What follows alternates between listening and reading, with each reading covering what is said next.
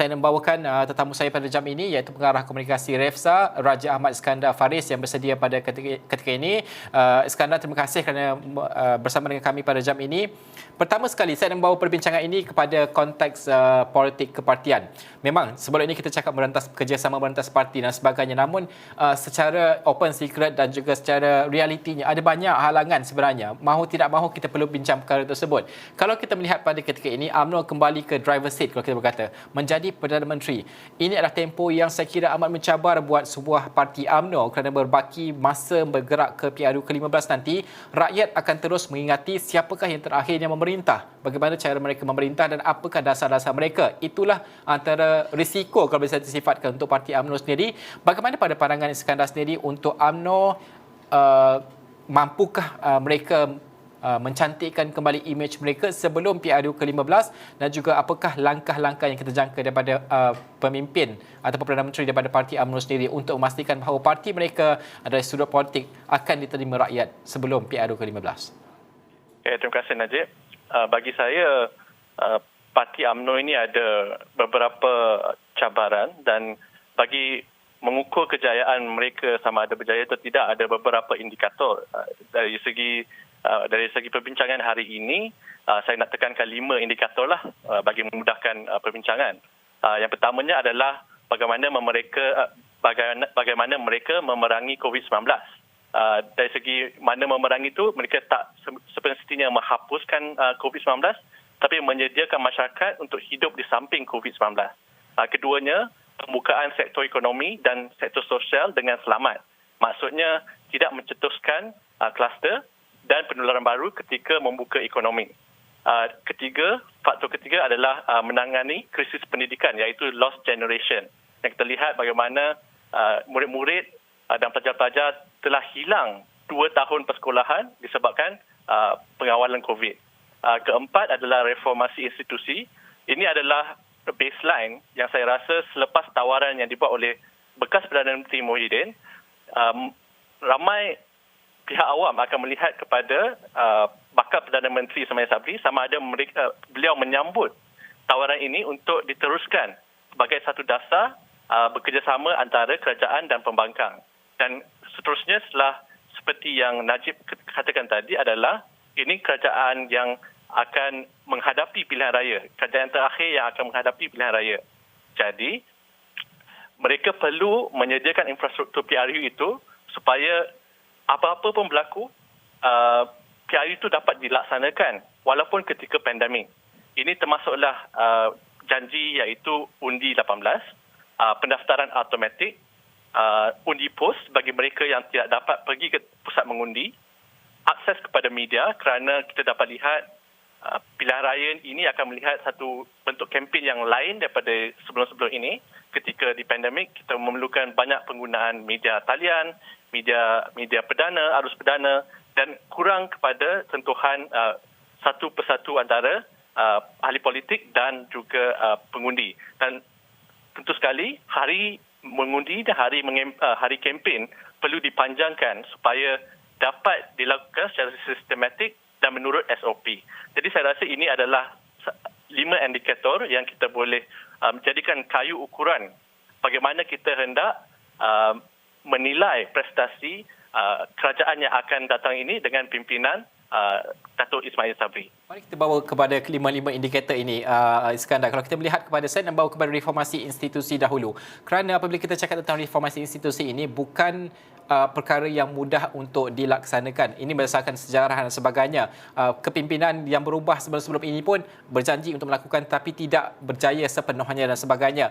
Dan mendapat tentangan juga kalau kita lihat. Bagaimana tu kita melihat bahawa untuk membuat dasar ataupun keputusan yang tidak popular dalam mengubah struktur institusi dan sebagainya ini harus dilakukan segera, dan juga bagaimana untuk seorang pemimpin politik untuk mengimbangi antara sentimen rakyat dengan keputusan tidak popular untuk merubah dan juga merombak segala struktur institusi ini.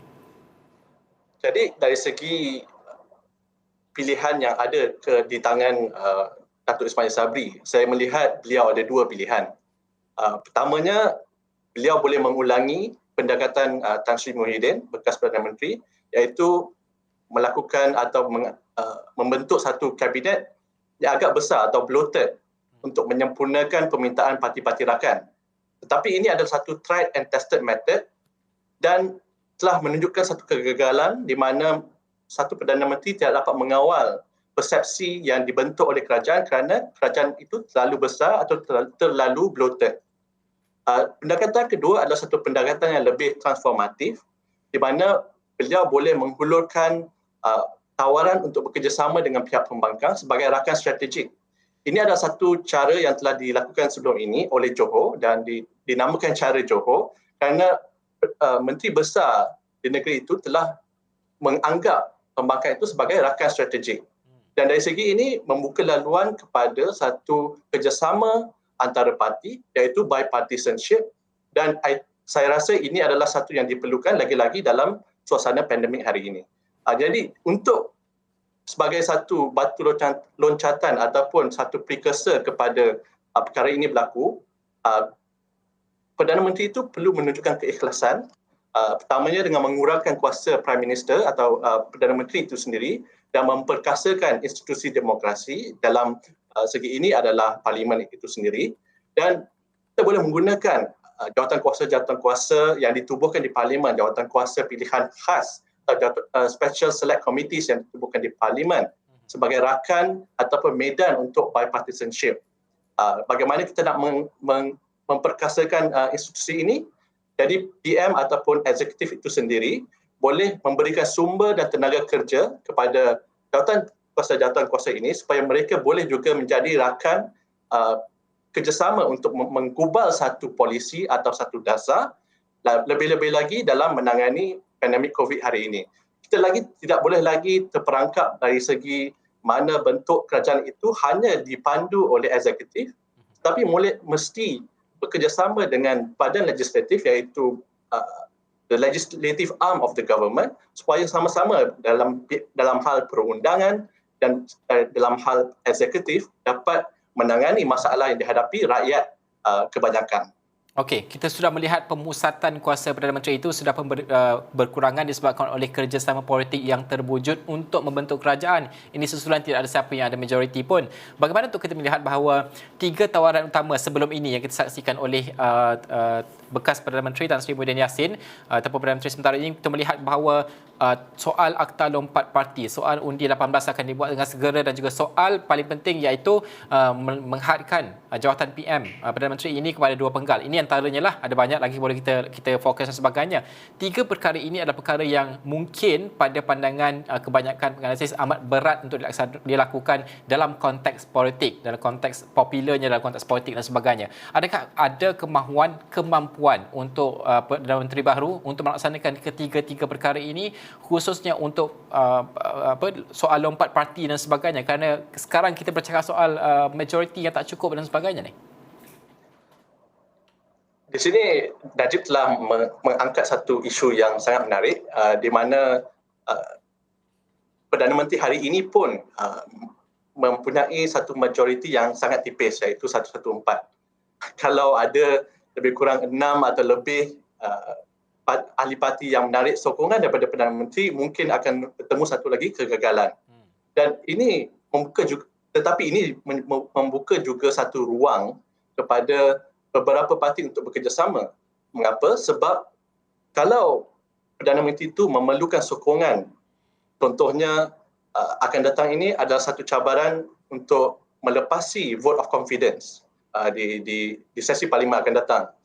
Beliau memerlukan sokongan bukan sahaja daripada pihak kerajaan itu sendiri, tapi perlu juga daripada sokongan kelompok bebas dan juga kelompok pembangkang. Kerana beliau antara rakan parti juga tidak semestinya mempunyai keyakinan ataupun sokongan yang jitu ataupun kukuh. Kalau ada antara parti-parti kawan yang menarik sokongan, beliau mungkin tidak dapat melepasi apa-apa undi yang dibuat di Parlimen. Jadi di situ adanya satu pressure ataupun tekanan bagi beliau untuk memenuhi kehendak ataupun permintaan daripada parti lawan juga. Kalau beliau nak meluluskan belanjawan 2022 contohnya, beliau perlu bekerjasama dengan parti-parti lawan supaya memastikan bajet ini dapat melepasi garis 111 ataupun majoriti pada hari itu supaya ia tidak digagalkan di parlimen. Dan dari segi ini, beliau perlulah membuka ruang diskusi bersama kelompok-kelompok pembangkang, dan dari segi ini perlu ada konsesi atau concession di mana pembangkang akan meminta sedikit measures ataupun program yang mungkin dapat memanfaatkan rakyat dimasukkan ke dalam bajet 2022 supaya barulah dapat diluluskan. Dan dari segi ini kita dapat lihat pengubalan dasar itu tidak lagi dipusatkan di barisan eksekutif, tapi sekarang dikongsi bersama dengan badan parlimen itu sendiri, dan ini hanya akan memanfaatkan rakyat Malaysia dan proses demokrasi itu sendiri. Tapi dalam keadaan semasa ini, adakah Iskandar merasakan bahawa ego politik pemimpin itu sudah diketepikan kerana melihat kepada cabaran-cabaran yang mereka hadapi, kurangnya majoriti, perlukan mendapat persetujuan merentas parti dan sebagainya? Adakah ego politik itu sudah diketepikan? Sama ada sudah diketepikan atau tidak itu persoalan lain, tetapi ia menunjukkan mereka perlu mengatasi ego ini. Kerana apa? Kerana kalau beliau tidak dapat mengatasi ego ini, beliau akan mungkin confronting another collapse in government, ataupun kerajaan ini mungkin tidak akan kekal.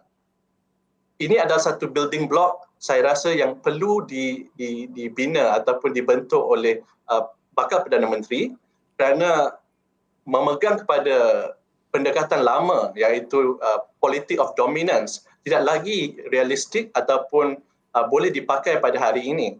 Kerana kalau beliau berdegil untuk menggunakan cara lama dalam konteks yang baru, saya rasa kebanyakan parti kawan dan parti lawan tidak akan menghulurkan sokongan yang diperlukan untuk meneruskan pentadbiran. Kita dapat lihat dari segi iktibar kerajaan yang lepas, iaitu kerajaan Tan Sri Muhyiddin, di mana beliau berdegil selama tempoh pemerintahan beliau untuk tidak melakukan satu pentadbiran dui partisan yang ikhlas.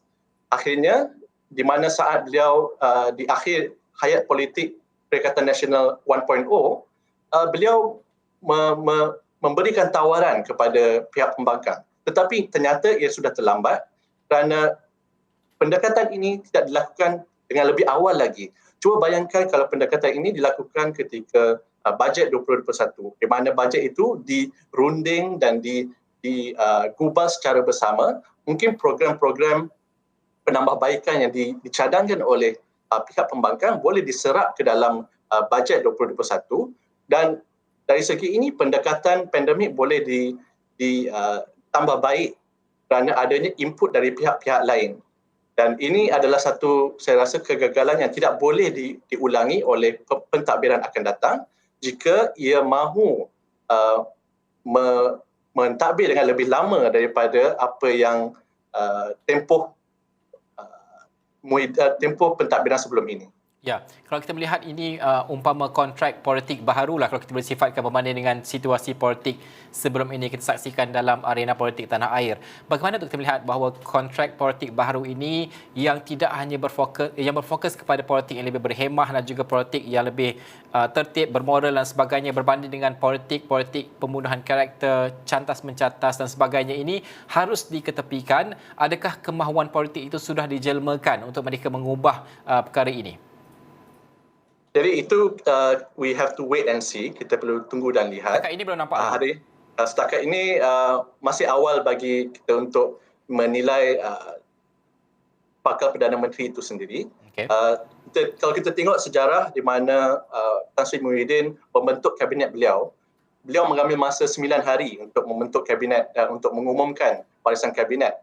Dan saya tidak pasti berapa lama diperlukan oleh bakal Perdana Menteri kita pada hari ini, tetapi kita tunggu dan lihat bagaimana bentuk kabinet itu akan menunjukkan atau akan menjadi satu indikator di mana atau ke mana hala tuju kabinet ataupun pemerintahan pentadbiran Datuk Seri Ismail Sabri itu sendiri. Dan saya benar-benar berharap bahawa beliau mengambil pendekatan yang lebih transformatif berbanding pendekatan bloated kabinet yang diambil oleh Tan Sri Muhyiddin, bekas Perdana Menteri yang sebelum ini. Ya, itu soal menguruskan parti-parti dalam Perikatan Nasional juga sekali lagi saya nak bincangkan. Tapi kalau kita lihat sebelum ini di pihak pembangkang, Ketua Pembangkang Dr. Sri Anwar Ibrahim juga menyatakan nafas baharu politik itu akan dijamin oleh pasukan Pakatan Harapan juga. Bagaimana untuk kita melihat ini kesediaan PH sendiri di PN yang akan memerintah nanti ini 2.0 kalau kita sifatkan di bawah pimpinan Tan Sri ataupun Datuk Seri Ismail Sabri Yaakob, tahap kesediaan mereka kerana mungkin seorang Perdana Menteri boleh bersedia, dan juga kita lihat dalam konteks politik, Perdana Menteri yang kita akan ada dalam konteks UMNO itu inilah jawatannya naib presiden sebagai contoh. Dalam hierarki parti politik itu sendiri bukanlah presiden dan sebagainya, bermakna mungkin ada kecelaruan keputusan yang akan mengganggu secara corak pemerintahan tersebut. Bagaimana untuk kita fahami cabaran-cabaran ini akan lebih berat untuk seorang Datuk Seri Ismail Sabri Yaakob memimpin negara dalam sudut politik maupun dalam menguruskan segala parti-parti komponen kalau kita sifatkan yang menyokong beliau dalam Perikatan Nasional? Bagi Datuk Ismail Sabri, beliau perlu mengimbangi beberapa kepentingan. Salah satu kepentingan adalah blok-blok dalam parti beliau sendiri, dan ada juga kepentingan blok parti rakan, dan satu lagi dimensi adalah kepentingan parti-parti pembangkang. Dan parti pembangkang ada beberapa parti dan beliau boleh berunding dengan parti-parti mengikut kepenting untuk align balik kepentingan ini supaya align dengan kepentingan beliau sendiri. Jadi dari segi ini akan mungkin timbul satu risiko di mana blok-blok dalam parti beliau sendiri tidak bersetuju dengan beberapa pendekatan beliau akan datang. Ini ada satu kemungkinan yang mungkin terjadi kerana kita pun jelas dan nyata bahawa UMNO itu sendiri ada beberapa kelompok, dan menjelang pemilihan parti UMNO akan berlaku pertembungan antara kelompok-kelompok ini, dan mungkin ini akan memberi kesan kepada pentadbiran kerajaan Datuk Seri Ismail Sabri. Dan dari segi ini, di mana wujudnya tekanan bagi Datuk Seri Ismail Sabri untuk membawa politik baru, atau di mana yang di-Pertuan Agong mengatakan perlu ada situasi di mana yang menang tak menang semua, yang kalah tak kalah semua. Betul. Kerana kalau beliau memberi satu tawaran ataupun membawa satu pendekatan yang lebih bekerjasama, lebih duipartisan dengan parti pembangkang, kalaulah dalam masa depan di mana beliau perlu meluluskan bajet atau meluluskan satu dasar yang penting dan ini memerlukan majoriti di Dewan, beliau boleh dalam pada itu mengharapkan sokongan pihak pembangkang juga jika beliau membawa pendekatan yang sebetul-betulnya. Kalau beliau membawa pendekatan menekan pembangkang, taktik intimidasi, taktik authoritarian, taktik menekan institusi demokrasi itu sendiri, bagaimana beliau mahu mengharapkan sokongan daripada pembangkang. Jadi ini pendekatan yang perlu betul dari awal lagi. Tidak boleh beliau menggunakan pendekatan yang menekan dari awal dan kemudian mengharapkan belas kasihan daripada pihak pembangkang bila masanya tiba. Dan ini adalah satu yang saya harap penasihat-penasihat Perdana Menteri pada hari ini dapat membuka hati, membuka minda untuk mempertimbangkan senario-senario politik dan cabaran-cabaran yang bakal dihadapi oleh Perdana Menteri kita yang akan datang.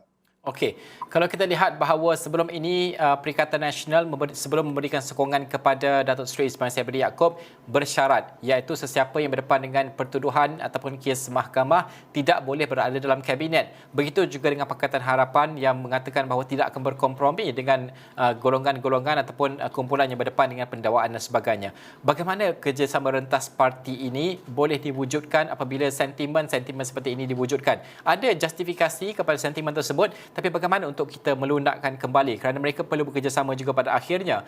Bagaimana untuk kita pandang semua perkara ini?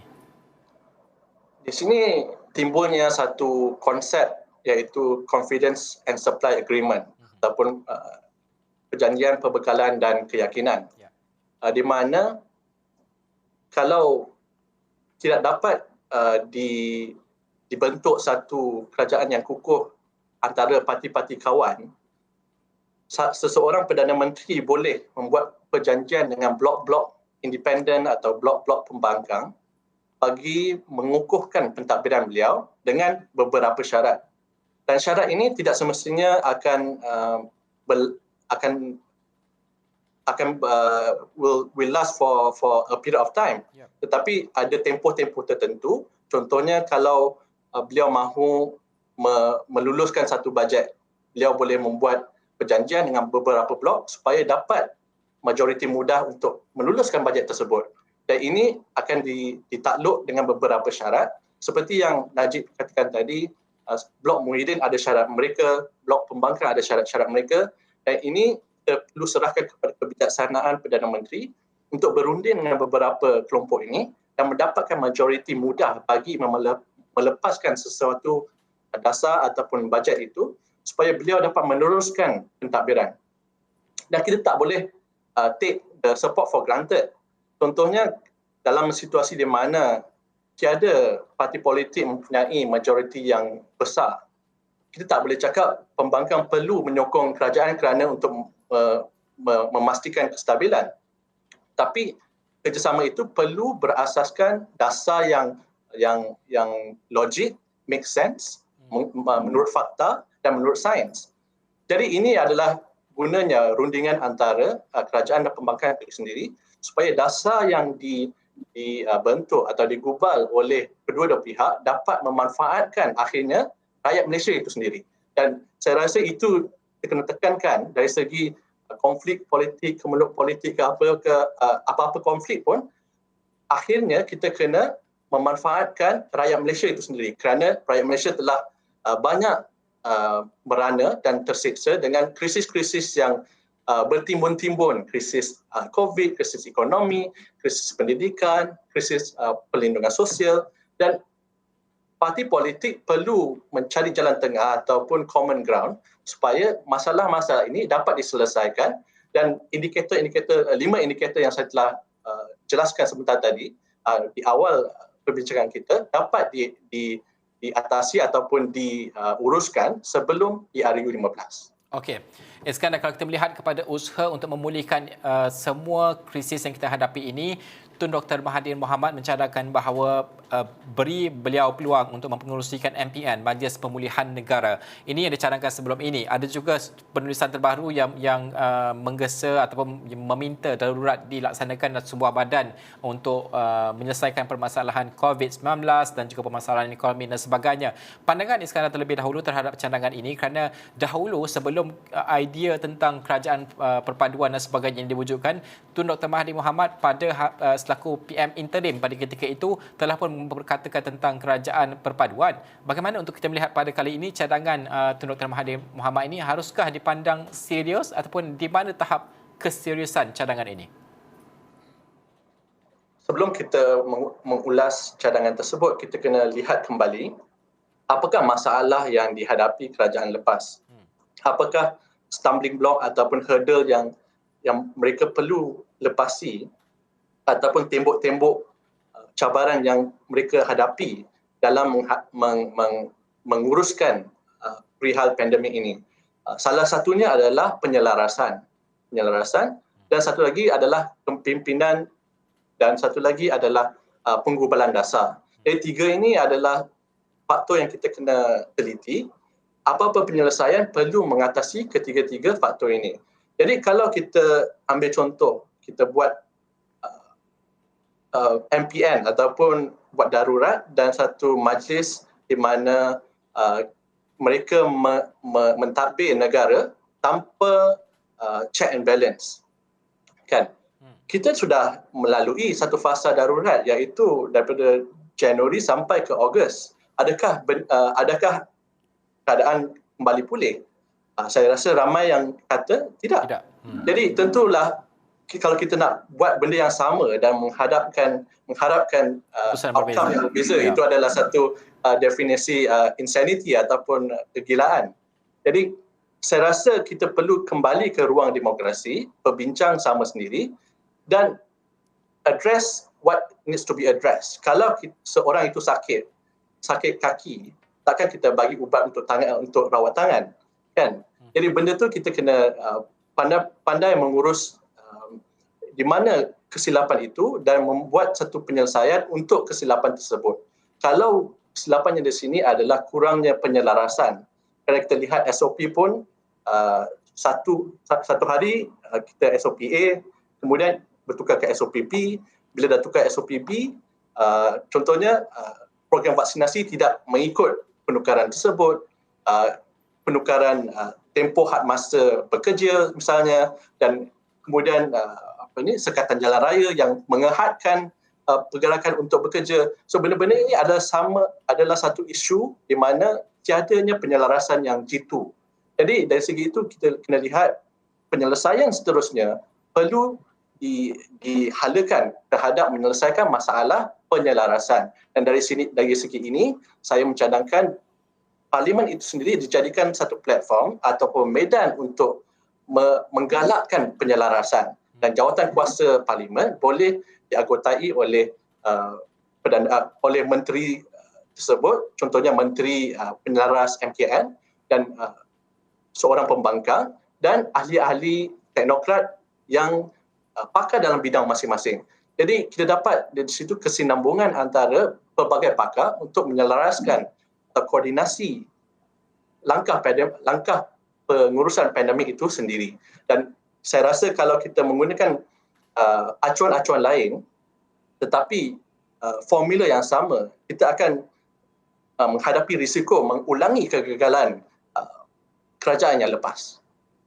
Okey, Iskandar, bagaimana pula untuk kita melihat bahawa ada berpandangan kuasa ahli politik ini terlampau besar untuk seorang individu? Kalau kita melihat bahawa ini mengambil contoh, bagaimana untuk menguruskan kerjasama politik itu terpaksa memberikan jawatan dalam JLC, JLIC dan sebagainya. Ini akan merencatkan segala usaha penstrukturan semula institusi yang kita mahukan, kerana kita perlu meletakkan pakar-pakar sepatutnya menjadi ketua di JLIC dan sebagainya untuk menjayakan mandat sesebuah JLC dan sebagainya. Bagaimana perubahan yang paling mudah kita lihat ini harus dilakukan segera oleh seorang Perdana Menteri baru? Saya harap Perdana Menteri akan datang tidak lagi menggunakan JLC sebagai satu ganjaran kepada sokongan, kerana ini yang Najib cakap akan merencatkan reformasi institusi dan akan merugikan rakyat terbanyak, kerana kita memerlukan mereka yang berkebolehan dan berpengalaman di tampuk-tampuk JLC ini. Tetapi secara bandingan mungkin bakal Perdana Menteri ini dapat memberikan mereka senior-senior politician ini ataupun ahli-ahli politik kanan ini mengetuai jawatan kuasa Parlimen supaya dapat menyelaraskan atau memberi mereka tanggungjawab untuk menyelaras beberapa aspek pengurusan pandemik. Jadi contohnya kalau ada ahli Parlimen backbencher kerajaan, beliau boleh mengetuai jawatan kuasa Parlimen berkenaan dengan hal ehwal welfare ataupun sosial. Dan kemudian kita ada counterpart daripada pembangkang untuk memintai jawatan kuasa Parlimen yang sama. Dan kemudian kita jemput NGO ataupun pakar-pakar dari pelbagai bidang untuk bersama-sama duduk semeja berbincang bagaimana untuk mengatasi masalah-masalah ini. Dan itu adalah strategi yang lebih baik daripada memberi mereka habuan JLC ataupun menteri-menteri yang kadang-kadang saya rasa adalah redundant because ada timbalan menteri satu, timbalan menteri dua, kan? Jadi kalau kita dapat menukar strategi untuk menggunakan kepakaran mereka dari segi politik untuk mempengurusikan jawatan kuasa ini, mungkin itu adalah satu strategi yang lebih baik. Dan kita berikan sumber dan tenaga kerja yang mereka perlukan untuk jawatan kuasa ini supaya mereka boleh memainkan peranan yang lebih proaktif dalam menangani isu pandemik. Okey, Iskandar, terima kasih kerana bersama dengan kami berkongsikan tentang pandangan tersebut. Kita menantikan sudah pasti pada petang ini Majlis Istiadat Angkat Sumpah dan saya kira bermula esok bergerak ke minggu depan mungkin kita akan mendengarkan pengumuman senarai jemaah menteri, kabinet dan sebagainya. Kemudian kita akan cuba menghubungi lagi untuk mendapatkan pandangan dan sebagainya. Kita melihat segala perbincangan kita ini, penstrukturan institusi dan juga pembaharuan yang kita mahukan dalam bentuk kerjasama politik merentas parti dan sebagainya, adakah mampu diwujudkan? Sudah pasti warna sebenar ahli politik itu akan diterjemahkan pada ujian keabsahan di Parlimen nanti dan juga ujian-ujian seterusnya, Belanjawan 2022, RMK ke-12 dan sebagainya. Ini juga akan kita lihat dari masa ke masa. Terima kasih Raja Ahmad Iskandar Faris, Pengarah Komunikasi Refsa.